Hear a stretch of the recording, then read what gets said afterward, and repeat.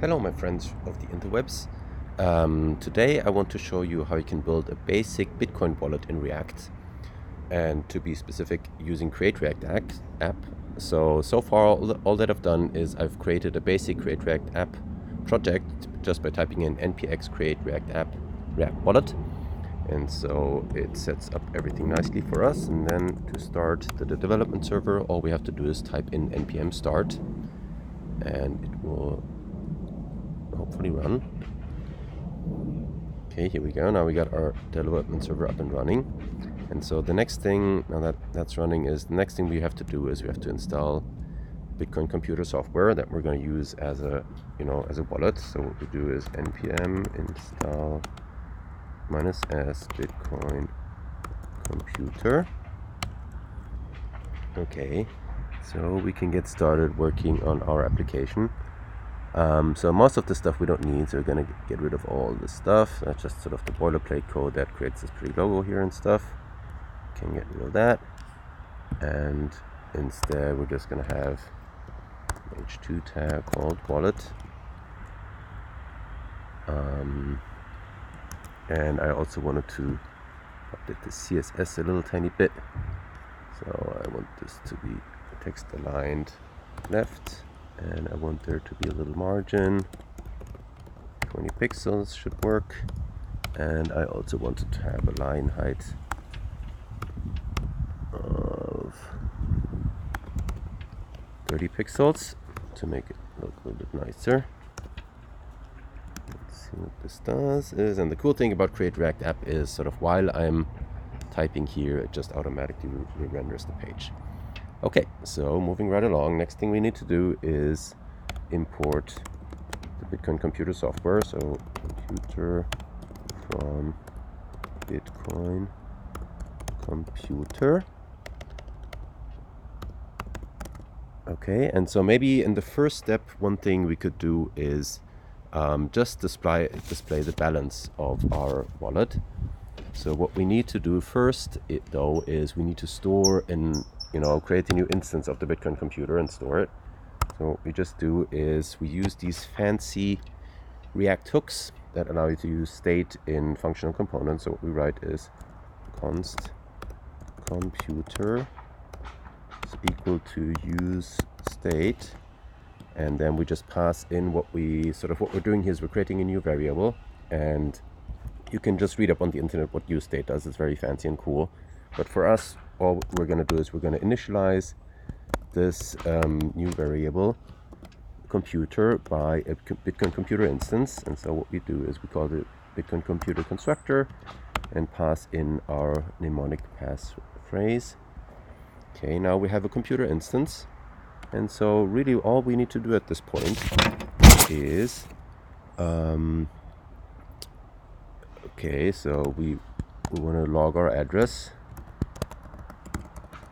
Put a type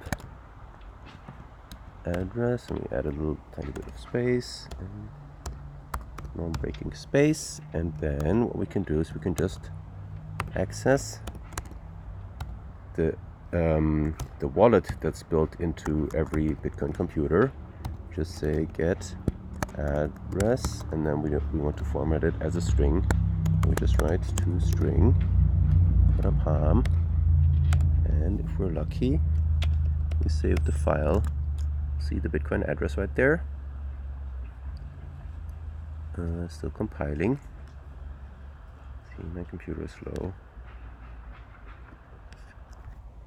Okay, so when this is done compiling, we'll hopefully see the current address logged on the right.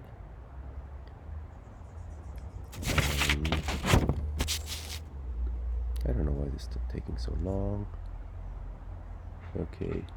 Okay, use state is not defined. Okay, that's fine. We need to import use state from React as well. So what we do here is, I think, this guy. So use state, I'm not going to be talking much about use state, but it's actually really cool. It allows you to sort of use state in functional components, but it's a purely React thing.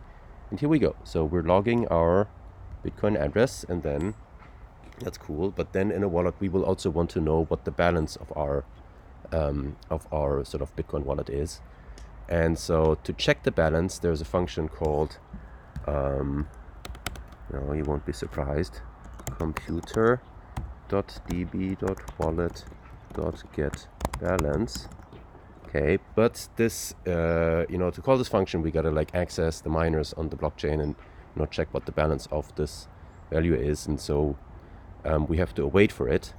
And if we want to await, so traditionally in React we'd use these sort of lifecycle methods like component did mount and stuff like this. But now in the new,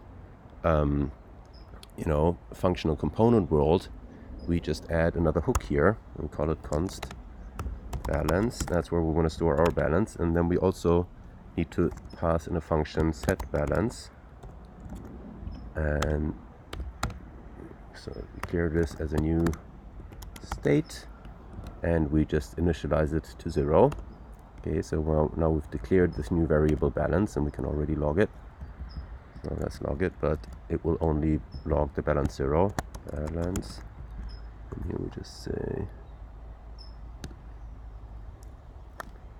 balance, save. Okay, should log the balance 0 on the right. Okay, maybe we should add a new line in here.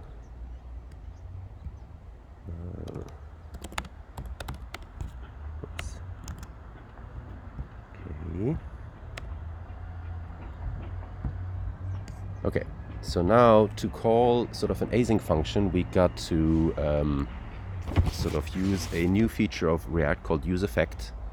So what we just write here is UseEffect, and this is similar to what we used to call component did mount and stuff like this. So all the async stuff that we want to do once the page is rendered now go into UseEffect.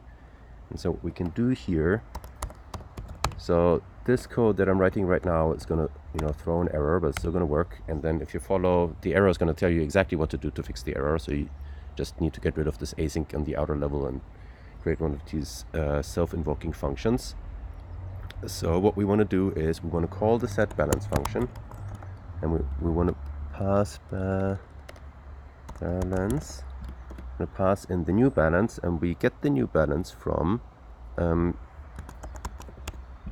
just awaiting on computer, what I just typed in before, computer.db.wallet.getBalance.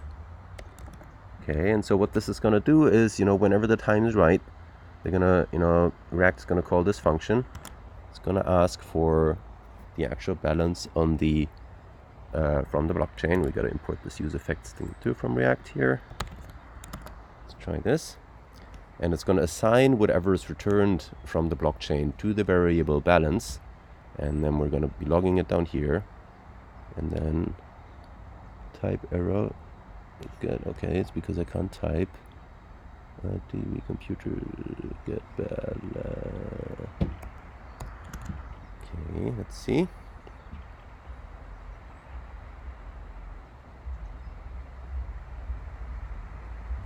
Okay, there's nothing. That's not good. What is going on? Check the error log.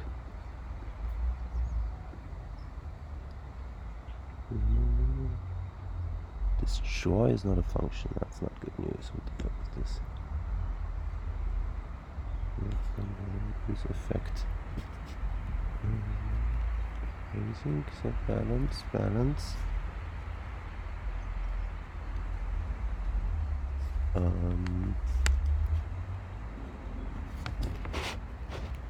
Okay, so this might be something. I think this is again some weird reacting, and to be honest, I don't know exactly why we need to do it, but we gotta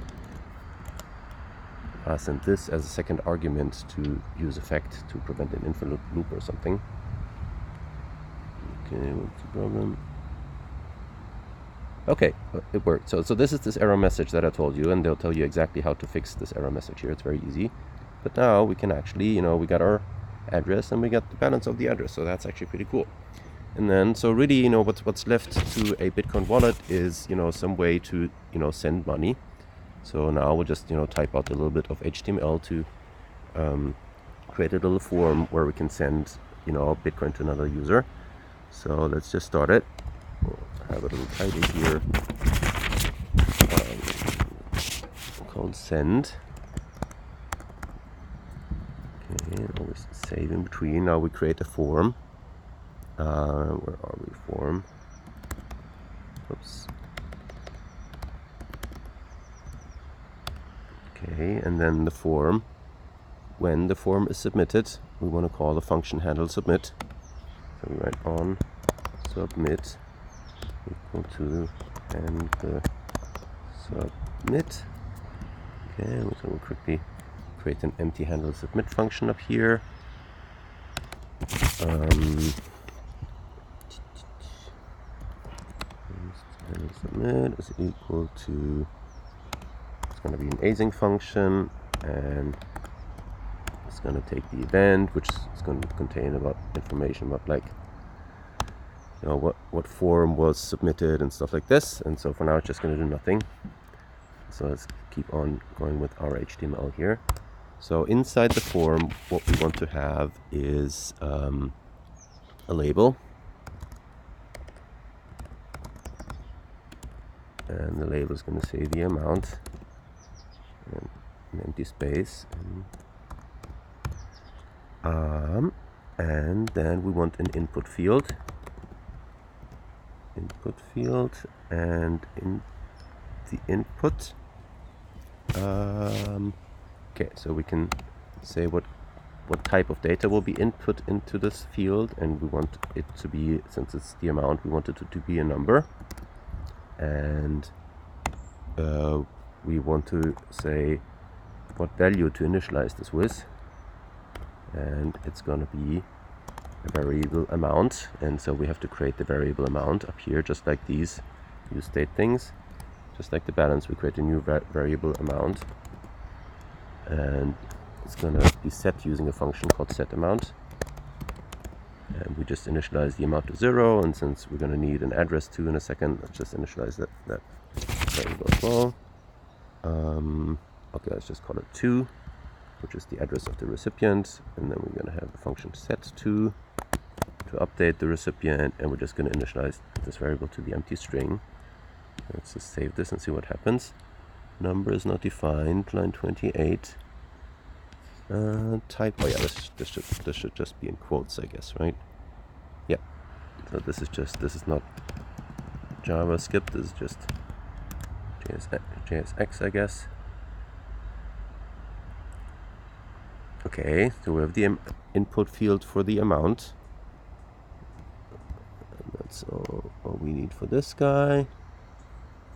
And we'll just create something almost identical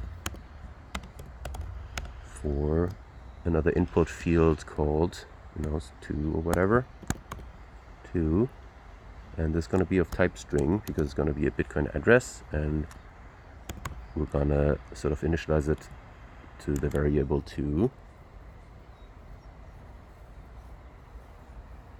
Okay, now that we have that, we can, the last thing we need is a sort of input button.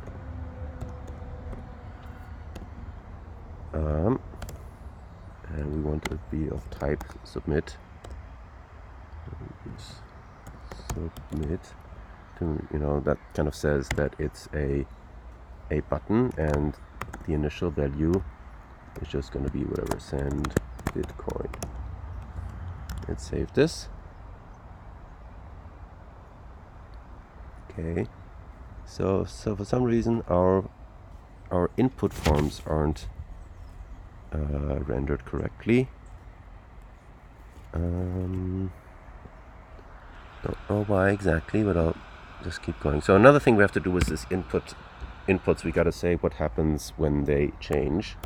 So we got to implement an onChange function, and we'll just do it right here. We'll just say, whatever event you get, just map that and call the function set amount, and we're going to set it to e.target.value, which is just whatever number is in that input field now. And we're going to do the same thing for the input field of the address, but this time we're going to call this function up here set2, not set amount, because we want to update the recipient's address. Okay, we need a new line here at the end of this guy, but still unhappy that the input forms are not displayed, so let's see what's going on here.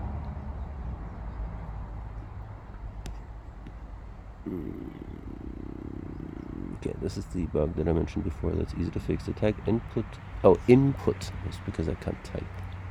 Where is it? Yeah, that's not good. Input, let's see what happens.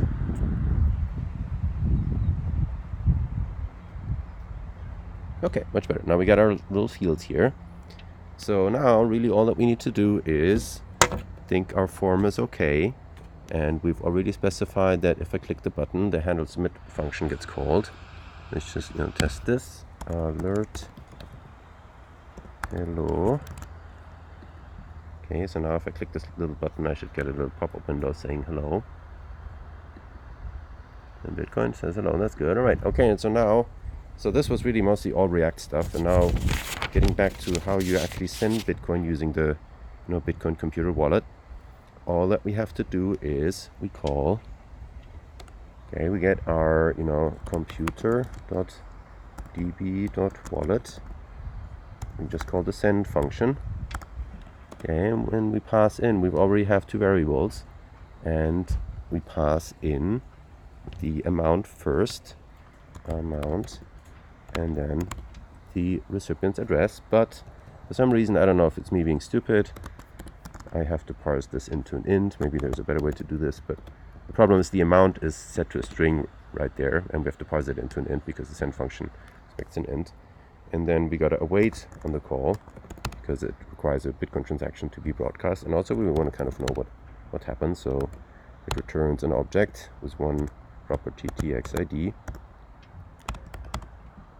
So let's just assign this, and then instead of just alerting hello, we will alert something like send and then amount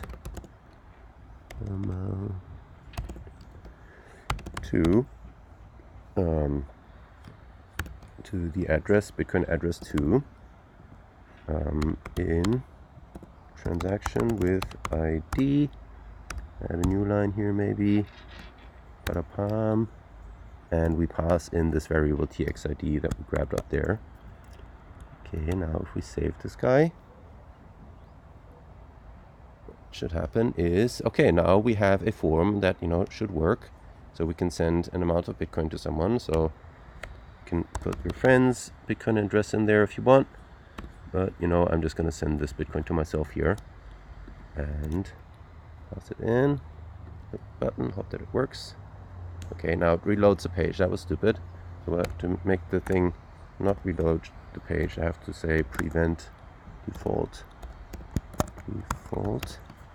So it just reloaded the page, so it just swallowed our little pop-up alert there. So let's see if it works now. We're gonna again be sending 20,000 Satoshi, which I think like 4 cents or something, to ourselves. Send Bitcoin. Okay, send 20,000 Satoshis to this address, and it gives you the transaction ID as well. So that's how easy it is to build a little Bitcoin wallet using the Bitcoin computer. And well, thank you very much for your time, and I'll be back soon with more. See ya.